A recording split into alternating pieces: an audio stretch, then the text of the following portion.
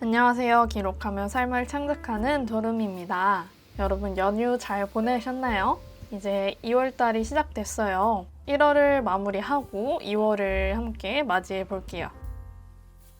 우선 1월에 썼던 블렛 저널을 구경해 볼게요. 1월에도 블렛 저널을 잘 썼습니다. 이번 1월에는 유난히 일기를 많이 쓰게 됐어요. 예전에도 말씀드렸지만 요새는 페이지를 경제적으로 사용하려고 많이 노력하고 있어요.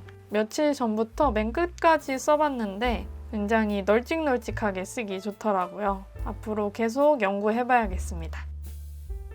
자, 이제 1월을 보내주고 2월을 기대해 볼 거예요.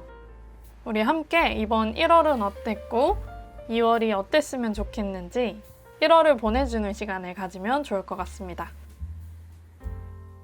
가장 먼저 보내주기 페이지를 만들어야겠죠. 1월에 했던 호작도 테마에 맞게 파란색과 노란색을 사용해서 형식을 만들 생각입니다. 맨 위에 1월 보내주기라고 쓰고 아래쪽에 1월을 돌아볼 거예요.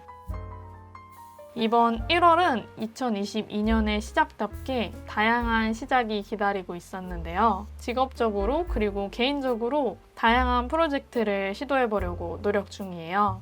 특히 개인적으로 시작했던 프로젝트 중에 캡슐 옷장 프로젝트가 있는데요.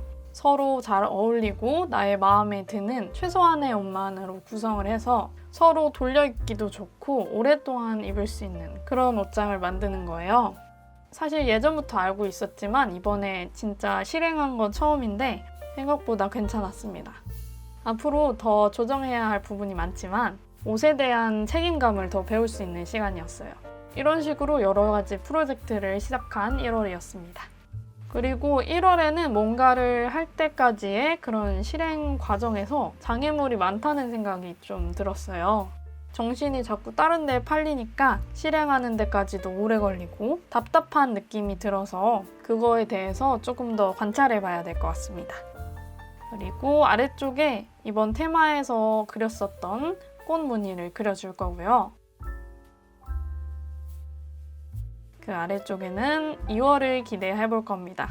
2월은 28일까지밖에 없더라고요. 굉장히 짧은 만큼 너무 많은 걸 기대할 수는 없겠지만 한 가지 제가 오늘 할 수 있는 일은 내일로 미루지 말자는 다짐을 해봅니다. 그리고 작업도 좋지만 조금 더 휴식을 먼저 챙기는 그런 사람이 되고 싶습니다. 목표를 달성하고 싶은 만큼 더 많이 노력하려고 마음 먹었어요. 이번 2월에도 잘 해낼 거라고 믿습니다. 2022년의 시작을 여는 1월이 이렇게 흘러가니까 뭔가 허무한 느낌도 듭니다.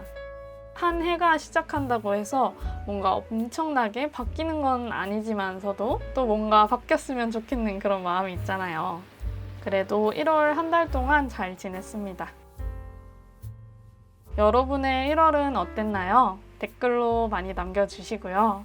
1월 한 달 동안 또 함께 해주셔서 감사합니다. 여러분의 2월을 응원하겠습니다. 이번 영상은 여기까지고요. 그러면 우리는 다음 영상에서 또 봐요. 안녕.